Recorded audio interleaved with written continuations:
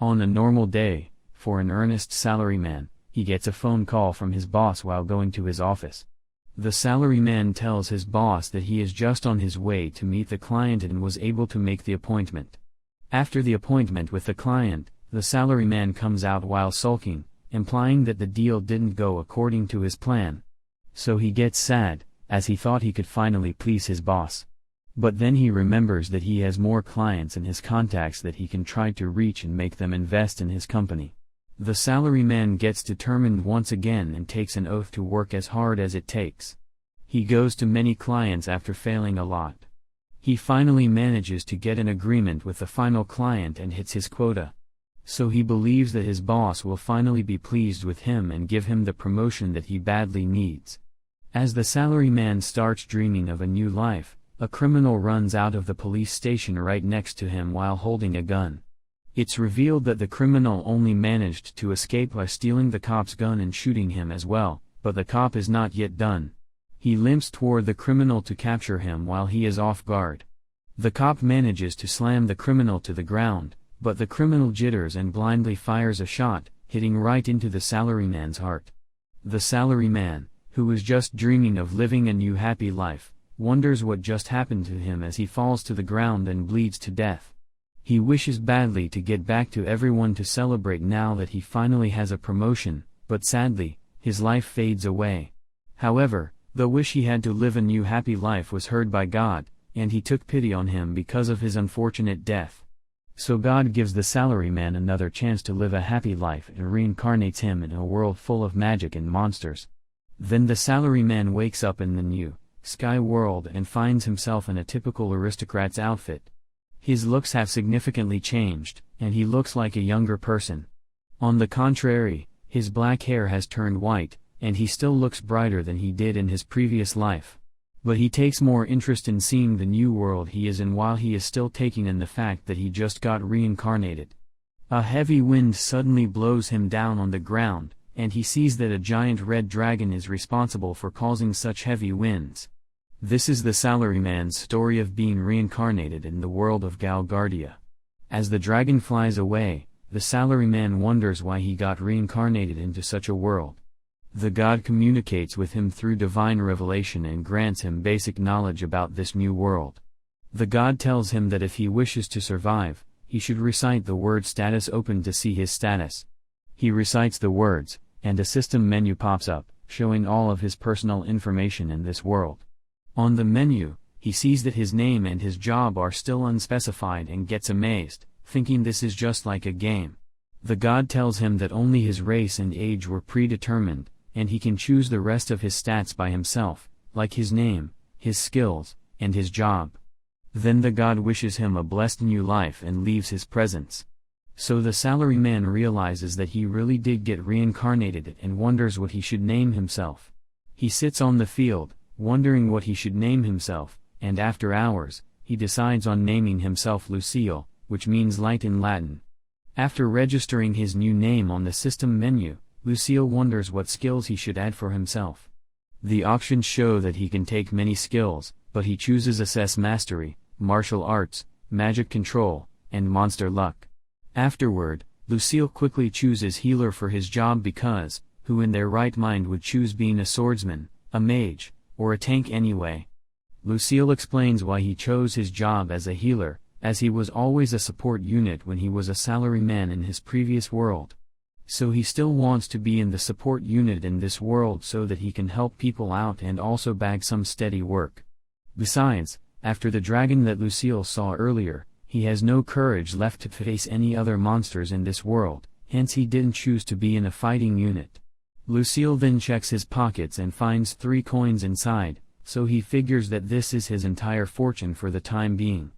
In hopes to earn more in this world because a person is considered an adult at the age of 15 in the anime world, Lucille realizes that he is also an adult here and decides to go find work.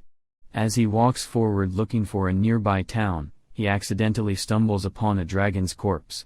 Seeing the monster's corpse, Lucille gets terrified and runs in the opposite direction as fast as he can. Lucille expresses that he doesn't want to die an unfortunate death again and takes an oath to stay far away from danger so that he can die of old age in this world. After running for a while, Lucille finally finds the entrance to the city. But before he can head in, he sees that the travelers are showing something to the gate guards. So he realizes that he needs some identification to get in. He notices that there's even a toll of 4 coins to get in, and he only has 3 on him. Still, after knowing everything, Lucille tries to get in, so the guard stops him and asks him for his ID. Lucille honestly explains to the guard that he doesn't have any documents to prove his identity. He also makes up the lie that he was raised in a remote village and that when he came of age, he became a healer. According to Lucille's fake story, his village people cast him out because they thought they didn't need a healer, and that's why Lucille ended up here. Lucille tells the guard that he wants to train at a hospital if given the chance and wants to help out the people. The guard gets suspicious of him and heads inside to call for a higher-up. Lucille thinks that he botched up his speech when a blonde knight approaches him, asking him if he really wants to join a clinic. Lucille falls in love at first sight and tells the blonde knight, Lumina, that he indeed wants to find work in this town. So Lumina tells Lucille to follow her to the Healers Guild in this town. Lucille asks the guard what he should do about the toll to enter the city, and the guard reveals that they don't collect any taxes from healers. So Lucille heads into town without any worries and runs towards Lumina to catch up with her, but he acts like a blind person and runs into 3 fiery, strong-looking adventurers. The gray-haired hunter gets a bit mad and asks Lucille why he is in such a hurry. So Lucille tells him that he is on his way to the Healers Guild. Lucille then apologizes to the adventurer for running into him and tells him that he is not actually a healer yet because he hasn't learned how to use magic. The adventurer understands and tells Lucille not to become a corrupt healer because that would apparently be a death wish. Lucille reveals that spreading kindness is his motto and he strives to be an ethical person. So the adventurers let him off, and he finally feels relieved. Lumina commends him for showing courage and assures him that if they were to lay a hand on him, she would have stepped in, so he has no need to worry at all. Lucille realizes that Lumina must be really strong considering that she is ready to take on 3 bulky adventurers. Anyway, the two head on their way to the Healers Guild, and as Lucille sees that the citizens and the houses look to be from the medieval era, he confirms that he really got reincarnated in a nice guy world. Lucille asks Lumina why he wasn't charged a toll at the gate, and Lumina explains that only the Empire charges healers tolls. According to her, healers deal with matters of life and death, so they get preferential treatment. So Lucille really did make a good choice by picking a healer, and he thanks his skill, Monster Luck, for giving him this good luck. He learns from Lumina that healing is a special job here because this place called the Republic of Sin Sheer Rule is the only home to the Healers Guild headquarters. They finally reach the Healers Guild, and Lumina welcomes Lucille to the place, which is not loud like the adventurous guilds. The guild receptionist, Kururu, gives Lucille a form to fill in his necessary information. Although he can't read any of it at first, he suddenly begins to understand everything and fills in his information. Shira greets Lumina, and by the way they are talking, Lucille realizes that Lumina must be an important person. Anyway, Lucille fills in his name and age but fails to fill in his hometown because it does not exist. He asks the receptionist, Kururu, if writing just village would be okay, claiming he doesn't know the name of his village. So Kuru thinks Lucille is an idiot and tells him to fill up on anything he wants. He hands in the form to Kururu and then asks Lumina what the name of this town is. Lumina also starts to think that Lucille is actually an idiot and tells him that this is the town of Maritoni and the Republic of Shirel. Lucille gets mortified hearing such a large name and promises to try his hardest to learn it. Shiruru returns to the main hall with a magic tester and tells Lucille to channel his magic into it. Lucille takes the card even though he doesn't even know how to use magic, but then he remembers that he picked a skill called Magic Control. So he puts all of his focus into the card and channels his magic to reveal that he is a G-rank healer, dude's not even F-rank. Tairuru takes back the card and heads into another room to evaluate everything. Lumina explains that Lucille's card is being registered in the Healers Guild Magic Network, which would allow him to use it in any other Healers Guild in this world. Hiru confirms that Lucille is indeed a healer and tells him that he has a skill called Magic Control and has the Holy Magic Affinity. As Lucille takes his healer ID, Lumina takes her leave as she believes her work is done here. But Lucille isn't done because he still needs to learn how to use magic and needs her help to get work into a clinic. He tells Lumina about his difficulties, so Lumina gives him 3 options: 1. To study hard by himself until he learns healing spells, 2. To take a loan and get into a magic school using Malone as tuition fees, and 3. To become an apprentice at the guild, to do chores and learn magic in his free time. Lucille wonders which option he should pick, and because he was a salaryman once, he goes with the first option, Spartan training. Both Lumina and Kiru think Lucille is very stupid for picking Spartan training, but they respect his choice. Lucille then formally promises Lumina to return the favor one day before she leaves the guild.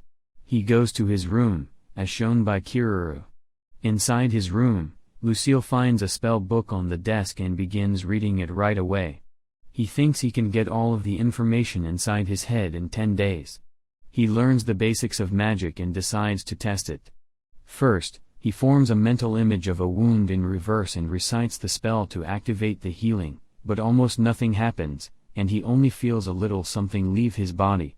So he opens the system menu and realizes that the only reason he is not performing well is that his holy magic affinity is at the rookie stage. Lucille keeps practicing until he runs out of magic points and gets a severe headache for using all of his mana. So he takes a rest and sees that his mana has recovered the next morning. For today, Lucille decides to improve his skill level and keeps practicing his magic to perfect it. He keeps repeating the routine of reciting magic but stops before getting exhausted. Then he practices his magic handling to master his magic while his MP is recovering. After repeating the process over and over, Lucille sees that his stats have gone up. A maid of the guild named Monica brings Lucille some food, and he falls in love with her, ditching Lumina. That's sadly it for the side character, as Lucille returns to training. On the 3rd day of training, he finally succeeds in chanting the healing spell. Afterward, he takes an evaluation test again, and Monica confirms that he is now able to use healing spells. Monica asks for a silver coin for renting the guild room, but upon learning that Lucille is Lumina's guest, she immediately returns it and apologizes to him.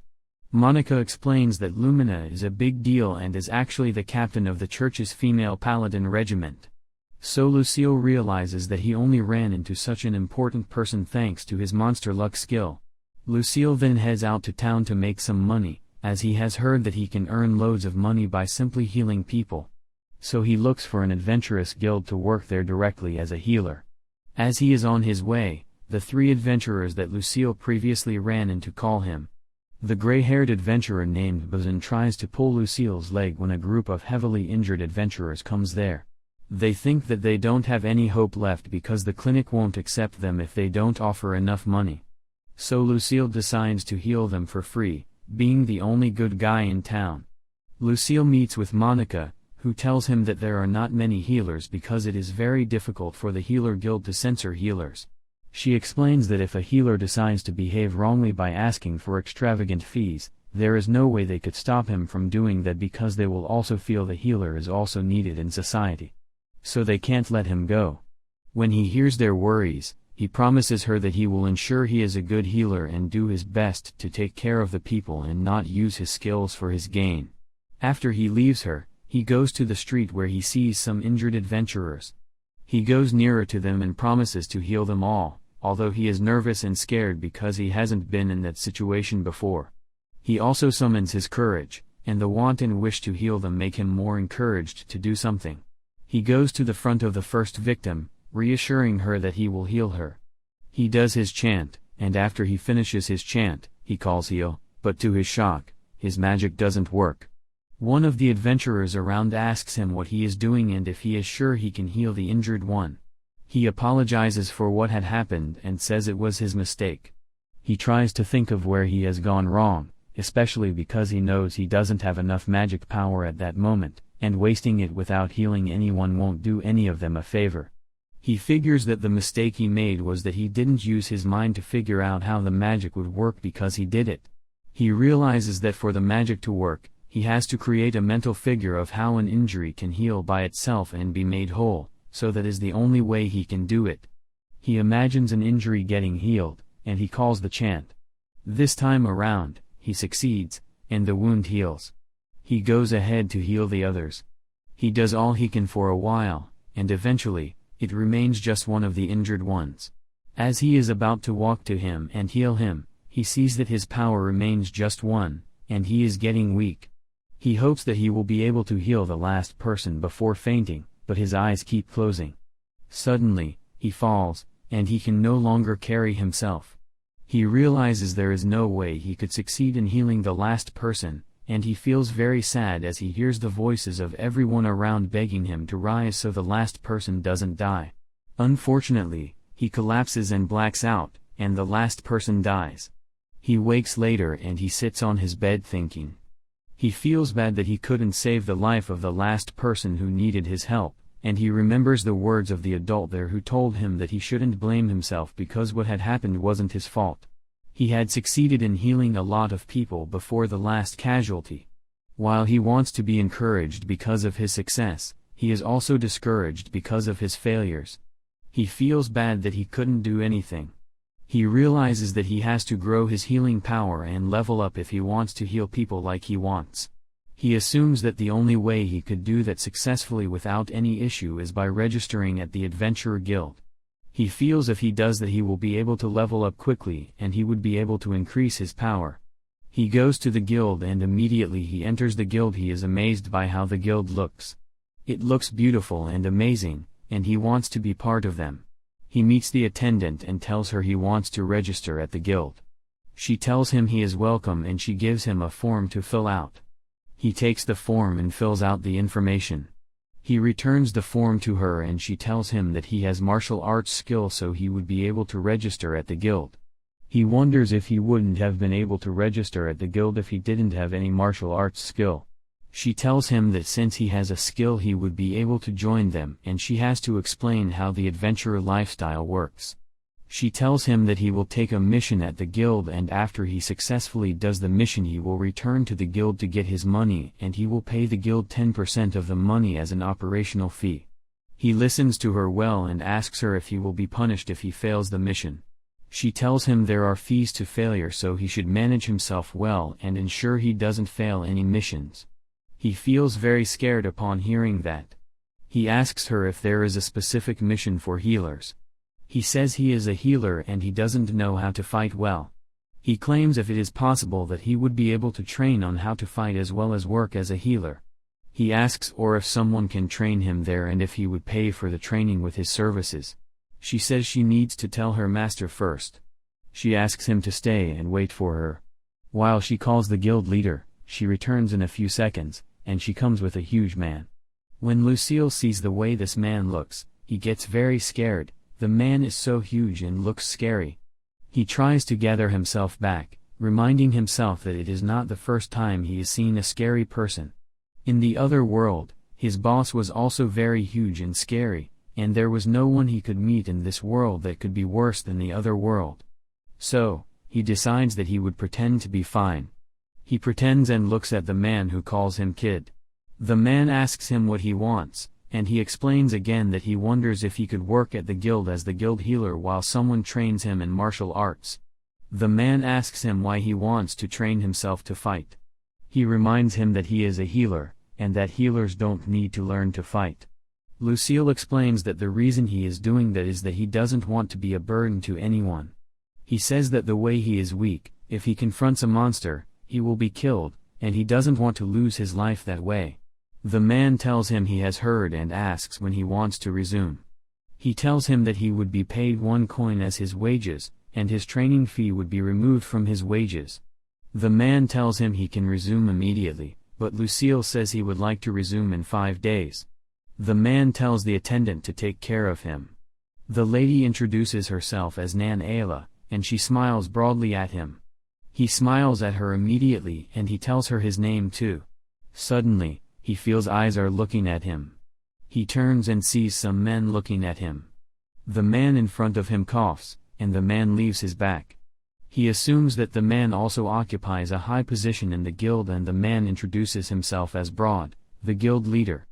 Lucille appreciates Broad and leaves, fulfilled. He returns home, and he is glad that in a few days, he can get stronger. As he reminisces about what kind of future awaits him, Monica enters the room with his food. She tells him that she has brought his food and asks him how his day went and if he could achieve the things he wanted to do. He tells her that he went to the guild, and they have agreed to train him in martial arts. She is very proud of him. But before she leaves, he asks her what level he has to get to as a healer for him to be taken as a professional, and she tells him that if he can reach level 5 before he turns 20, he can be taken as a professional. Thinking about it, he has to add a level per year, and he wonders if he could do that. She tells him that if he can achieve that, he will take her out on a date. He is shocked to hear that and doesn't expect she could say that. He wonders what she means by a date and encourages himself that he will achieve it so he can take her out on a date. A week later, he resumes his training. His crash course in holy magic goes by in a flash, and he is finally done. He returns to the Healers Guild where he meets Kiruru and appreciates her for staying with him and helping him. He says that he has finished and he will be leaving. She tells him he is very good and is a great healer, so much so that he even has work waiting for him before he finishes increasing his affinity. He again appreciates her and attempts to leave, but she tells him that if he sees Lumina, he should appreciate her too. He promises her that he will check up on Lumina the next time he comes around. He goes to the guild, and immediately he enters, he sees several eyes looking at him. He says the stairs feel familiar, as if he was attending his board meeting and had low sales. He goes to the attendant, and it is another attendant this time and not Nanella. He introduces himself and tells her that he is the new adventurer who is to start training with Broad. She tells him he should go underground, and he will find the training center. When he arrives, he sees Broad but notices he is the only one there. Broad gives him hard stares that send shivers down his body, but he doesn't want to seem weak, so he pretends he is alright and greets Broad. Broad says he is shocked that Lucille didn't run away after seeing how he looked at him. He tells Lucille that they are the only ones training, and Lucille feels scared again, but it's not as much as what he went through on Earth. He bows and says he is ready to learn, and Broad tells him he has guts. They start the training, and Broad asks him to run. He keeps running until he gets exhausted. He calls Broad wicked but admits that he lives a happy life compared to his life on Earth and how he died. He claims he is in heaven and he suddenly faints due to exhaustion. After he recovers, Broad sits on his back and screams so loud. After that, Broad asks him to fight him. He throws his first leg at Broad, but it is so weak. Broad asks if that is how far he can get, and he says that is why he is training to get better. After their training that day, Broad tells him that he should learn to train well and exhaust himself, that way, he would be able to grow better. He gets injured and attempts to use his magic to heal himself, but Broad refuses, saying that if he heals naturally, it will increase his healing strength. He decides to do that, and Broad also teaches him how to increase his strength. He appreciates Broad but asks why there are no other adventurers training. Rod tells him that young adventurers don't have money, so they go straight to taking missions instead of training and getting injured in the forest. He says he wants to be like Lucille, to ensure he heals everyone irrespective of age and race, and Lucille promises to do so. Some injured adventurers arrive. At first, they assume Lucille wouldn't heal them, but he heals them without collecting money. He realizes that healers really have a bad image in that country. He returns to Broad, telling him that he can only heal 8 people at once, and he wants to increase the numbers. Broad tells him that can be done if he exhausts himself and sees how far he can go. Although he knows that would be stressful, he admits it's in his favor, so he decides to do that. Before leaving the guild, Broad asks him if he would like to live in the guild. He wonders what he owes that favor, and Broad even says he would be given food thrice daily. That seems like a jackpot, so he asks what Broad will get in return, but Broad says all he wants is his adventurers to stop dying unnecessarily. Lucille promises to do his best and also asks if he can also heal any other person that comes to him. Broad says that the world will be a better place if every healer is like Lucille. Seeing how things are going in his favor in the new world, Lucille thinks he has found a good place to settle. Broad tells him that if all the healers in the world are like him, the world will really be a better place. He says that even though he wants Lucille to live there during his training, he also wants to restrict Lucille from going out of the guild during his training. This means that during his training, he won't step out of the guild at all. That seems perfect to him, but he remembers all the stress he had gone through on that day from the mad dash to the other training he did. He wonders if he is ready to do that every day of his life without any rest. He decides it isn't a great gamble and it wouldn't be easy for him to do that for a long time. So he asks Broad if he can make the contract for just a month. Broad says it is okay, and he may decide to work for just a month. He says that during this month, he must leave himself to be used at every time, and he doesn't have a right to complain. He tells Broad he is also ready to train. He thinks about the fact that he would have a free roof over his head and he would even get free food. That is more than enough for him to get excited. He, however, sees that the deal is a little too much because there is not much benefit on the guild side. He asks Broad if the guildmaster wouldn't be angry that he had made such a deal, and Broad tells him that he has so much influence at the guild, and that what he does is final. Lucille is so excited about this. After his training, he goes to fetch some water to have his bath. When he pours the water on his head, the water is very cold, and he gets colder. He shivers and screams, and Broad comes to meet him and throws some clothes at him. Rod leaves him and tells him that when he is done, he should meet him at the cafeteria. He takes the clothes and wears them. He feels better putting it on, but he wonders what will happen to his former clothes. He holds the clothes in his hand and he smells them. The clothes are so dirty, irritating him so much that he screams and removes it from his face. He hears someone laughing behind him, and he turns. He sees that it is Nan Ayla. He asks her how she is doing, and she says she is good. She appreciates him for healing the adventurers injured the other time, and he tells her it was a pleasure because he also loved healing people. He asks her what she has come for, and she says Broad has sent her to take his clothes and wash them. Although he is excited that he has seen someone wash his dirty clothes, he refuses to show that excitement so it won't look like he is using her. He rejects her offer and tells her she doesn't have to go that far for him. She gets very sad, and she asks if he is rejecting her because he does want her species to touch his clothes. Her ears come down, and she gets very disappointed. He tries to tell her that it isn't that way. He tells her that he is rejecting her because he doesn't think it is okay for someone as beautiful as she is to be washing his clothes. She smiles back at him, and her ears come back up. She tells him he doesn't have to worry about that. She jumps towards him and takes the clothes away from him, telling him that it is her duty. She says he will find his clothes among those she will wash at the guild's laundry. He appreciates her and asks her what he can do for her in return, but she tells him he doesn't have to worry about any of that. He promises himself that he will repay her efforts by doing something to help her. She tells him where the cafeteria is, and he meets Broad immediately he enters.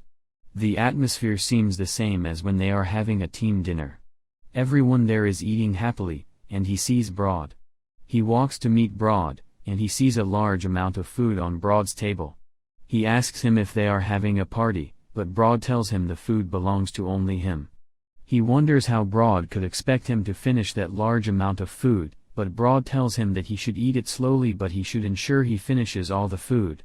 Broad asks why he is smiling in that situation. A catfolk adventurer comes to him injured, and he heals her. Her party members come to Lucille and appreciate him for healing the beast folk. He tells them there is no difference between humans and beasts. They ask him how he is managing to train to Broad and say every adventurer avoids Broad.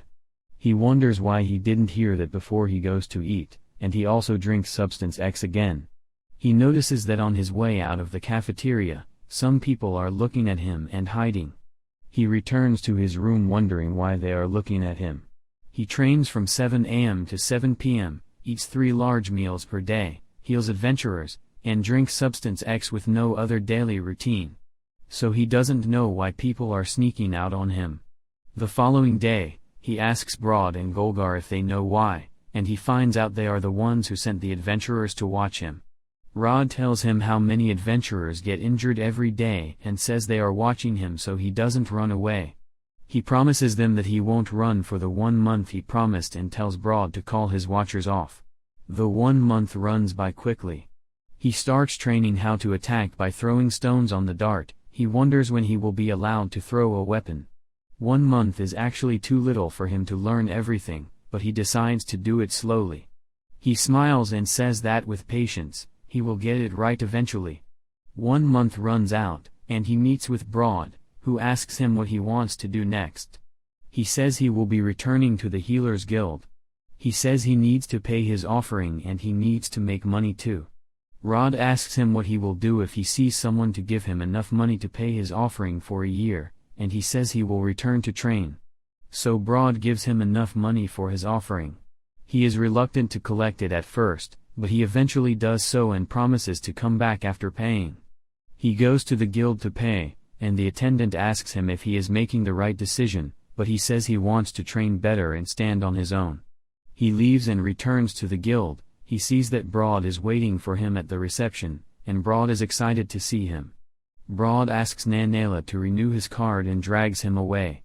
That night, Broad gives him a book titled The Encyclopedia of Low-Level Healers and tells him that healers need to learn to cure and heal, but he knows how to use only heal at the moment, so he should read the book and learn well. He is shocked that Broad is actually still sweet inside of him.